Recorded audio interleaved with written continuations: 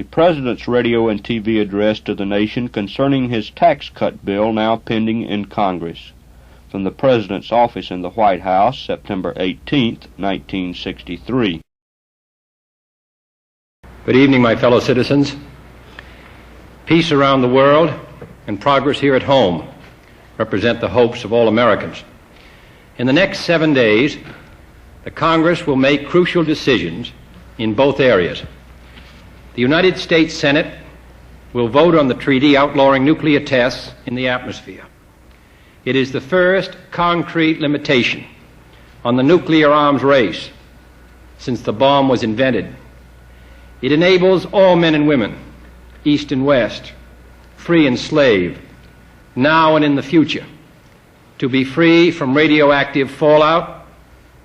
It affords us all a small sign of hope that war can be averted, that the terrible destructive power of nuclear weapons can be abolished before they abolish us, that our children can inhabit a world in which freedom is secure and the air is pure. I have no doubt that the nuclear test ban treaty will be approved by the Senate, and by a margin large enough to show the world that the American people want a just peace. The other crucial vote, which is in the House of Representatives, affects every individual and every business in the United States and the taxes we pay to the federal government. No more important legislation will come before the Congress this year than the bill before the House next week to reduce federal taxes. In fact, no more important domestic economic legislation has come before the Congress in some 15 years. It is urgently needed, and I hope you will support it in the national interest. The federal income tax is one of those subjects about which we talk, about which we complain, but about which not very much is done. Perhaps we've heard too long about the certainty of death and taxes.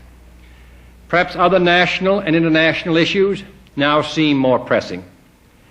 Yet the fact is that the high wartime and post-war tax rates we are now paying are no longer necessary. They are in fact harmful. These high rates do not leave enough money in private hands to keep this country's economy growing and healthy. They have helped to cause recession in previous years, including 1958 and 1960.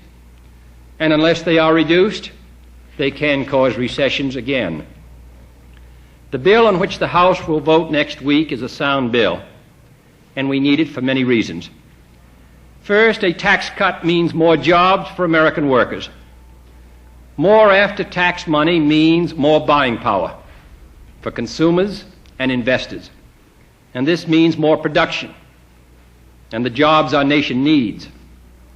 Merely to reduce unemployment to a more acceptable level in the next 2.5 years, we must create more than 10,000 new jobs every day.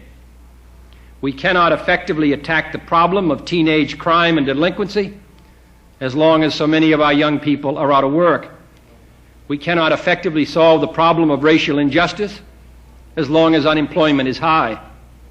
We cannot tackle the problem of automation when we're losing 1 million jobs every year to machines. Second, a tax cut means new protection against another tragic recession. I do not say that a recession is inevitable without a tax cut or impossible with one. But excluding war years, we have had a recession on the average every 42 months since World War II, or every 44 months since World War I. And by next January, it will be 44 months since the last recession began. Recessions mean high unemployment and high budget deficits.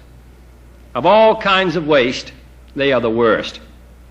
We need a tax cut to keep this present drive from running out of gas. And third, a tax cut means new markets for American business. American citizens will spend, as history shows us, an overwhelming percentage of the extra after-tax dollars left in their pockets. And this spending will broaden markets for businessmen, put idle machines to work, and require new machines and new factories to be built. The multiplied effect of these new private consumption and investment expenditures released by the tax cut will create a new market right here at home, nearly equal to the gross national product of Canada and Australia combined. Fourth, a tax cut means higher family income and higher business profits and a balanced federal budget. Every taxpayer and his family will have more money left over after taxes for a new car, a new home, new conveniences, education, and investment. Every businessman can keep a higher percentage of his profits in his cash register or put it to work expanding or improving his business. And as the national income grows, the federal government will ultimately end up with more revenues. Prosperity is the real way to balance our budget. Our tax rates are so high today that the growth of profits and paychecks in this country have been stunted. Our tax revenues have been depressed, and our books for 7 out of the last 10 years have been in the red. By lowering tax rates, by increasing jobs and income, we can expand tax revenues and bring finally our budget into balance. And to assist further in this effort, we have pledged an even tighter rein on federal expenditures, limiting our outlays to those activities which are fully essential to the nation. Spending will be controlled and our deficit will be reduced. Fifth and finally, a tax cut means new strength around the world for the American dollar and for freedom.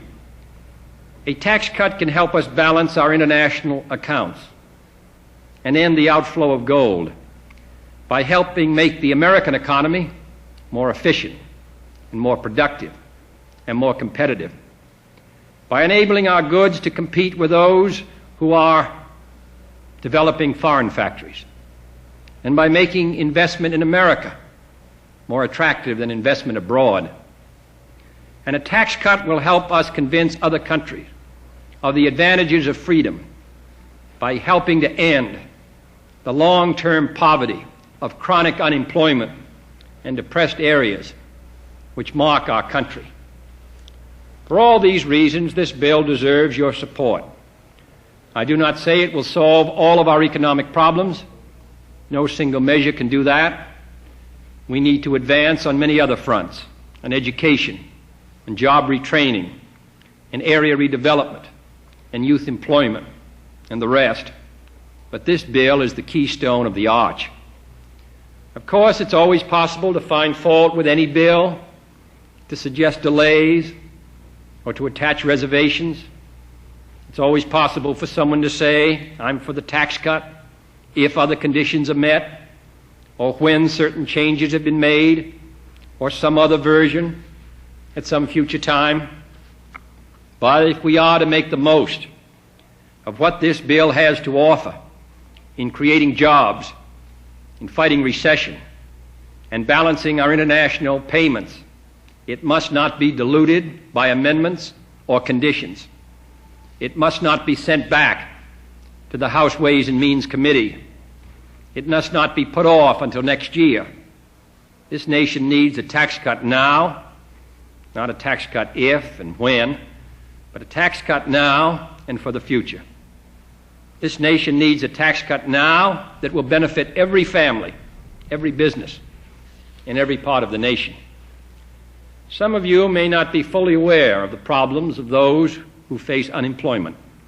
Most families are doing better than ever.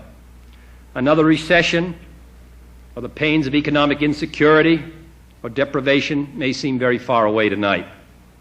But they are not so far away if you look around your neighborhood or this country of ours. If you live in a growing community or a prosperous neighborhood, see for yourself the conditions of those who cannot find work, those who live in depression. If your son is in high school or college, take a look at the plight of those who've dropped out and the millions of young people pouring into our labor markets. 7 million more young people will come into the labor markets in the 60s than did in the 50s, and we have to find work for them. Your children will be aware of this when they go to find a job. Life looks rosy to those with highly trained skills that are in widespread demand, but we must not forget about the less trained and the less skilled who may not be in demand. If we cannot create more jobs, and let me emphasize again, to get unemployment down to an acceptable level, in the next 2.5 years, we need 10 million new jobs. Where are we going to find them? I think we can only find them if the economy of this country grows as it must, and that's why I propose this bill tonight. If we permit unemployment to grow, if we move into another recession, then no worker can be sure of his job, and no businessman can be sure of his future, and nobody can point to the United States as a vital, dynamic economy. So I ask you to consider the hopes and fears of those out of work in your own community and in your country, whether they are very young or very old, Negro or white, in need of training or retraining. A tax cut will help them to find jobs. It will help everyone increase his income, and it will help prevent the spread of unemployment. There are, in fact, as many people out of work today, men and women in this country of ours, in a prosperous year as there have been in some recession years. We are the only country nearly in the West which has such a large percentage of unemployed. We get properly excited about a labor dispute which idles thousands of workers. But our loss from excessive unemployment in recent years has been 20 times as great as our loss from strikes. And I say again, in the next 2.5 years, we need 10,000 new jobs every day for a total of 10 million jobs. That's what this tax cut can help to give us. That's why this problem affects every citizen. And that's why this bill provides from top to bottom, across the board, tax reduction on both personal and corporate income. Under this bill, every wage earner in the country will take home more money every week, beginning January 1st. Every businessman will pay a lower tax rate. Low-income families and small businessmen will get a special tax relief. And the unemployed worker who gets a new job will find his income going up many times. Here is how it will work.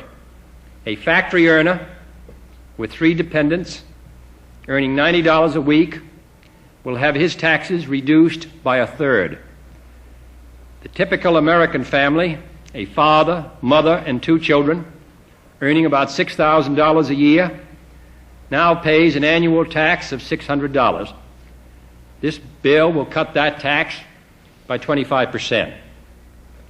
A salaried employee with a wife and 2 children who earns $8,000 a year will receive a tax cut of more than 20% that will enable him, perhaps, to pay the installments on a car or a dishwasher or some other necessary expense, thereby creating work for others. These individual benefits, of course, are important, but the most important benefit goes to the nation as a whole.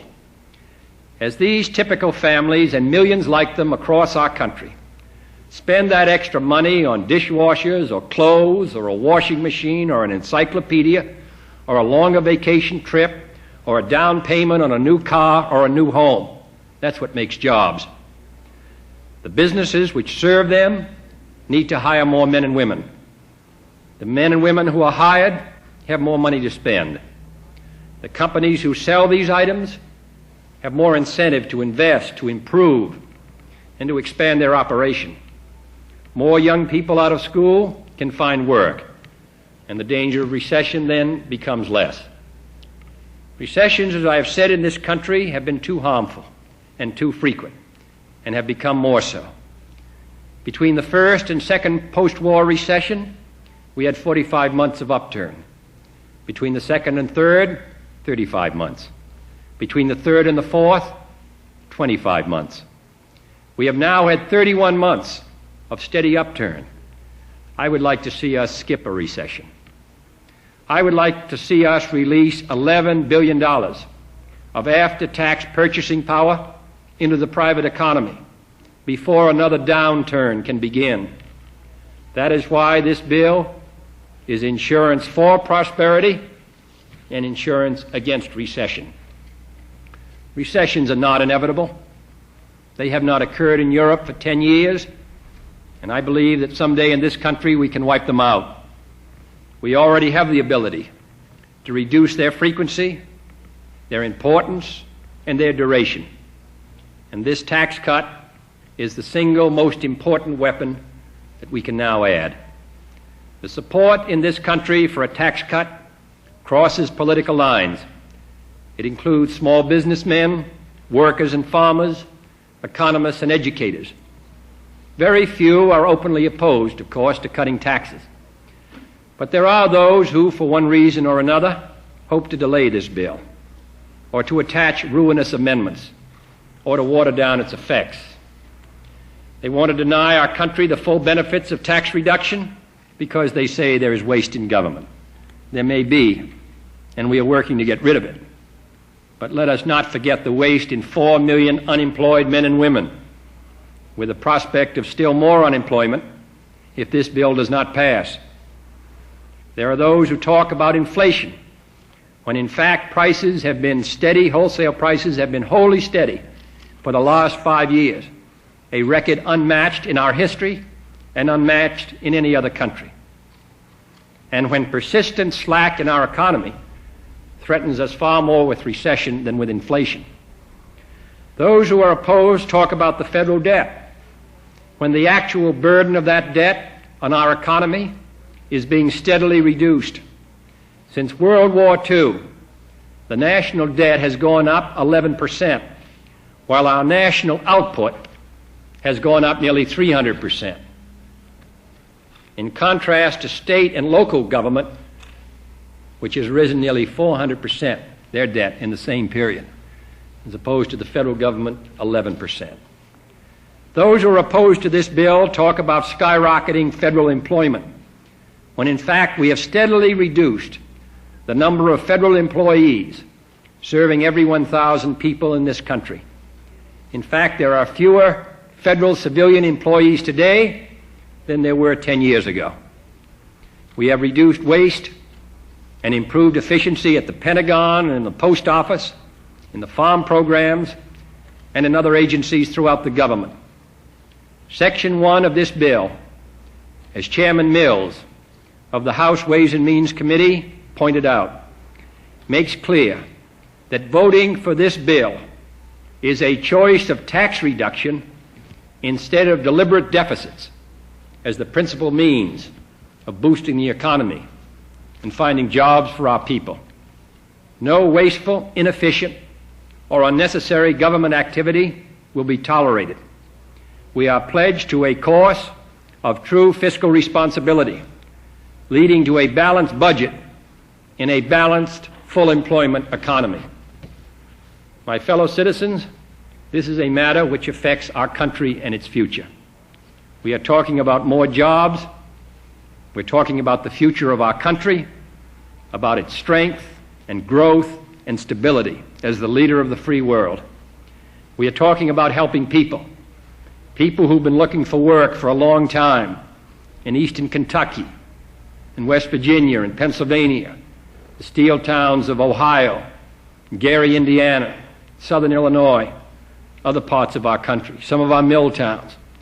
We're talking about a tax cut in the pockets of our people that will help create jobs and income for everyone. We are talking, as I said at the start, about one of the most important pieces of legislation to come before the Congress this year, the most important domestic economic measure to come before the Congress in 15 years. That bill could be weakened or deferred. It could be put off for another year. It could be cut down. It needs your support. This is not a question of party. It's a question of the growth of our country, of the jobs and security of our people. It's a question of whether our taxpayers and businessmen and workers will get the help they deserve. As the Congress prepares next week to vote on this measure, I strongly urge you to support this bill for your family's sake and for your country's sake. Thank you very much, and good night.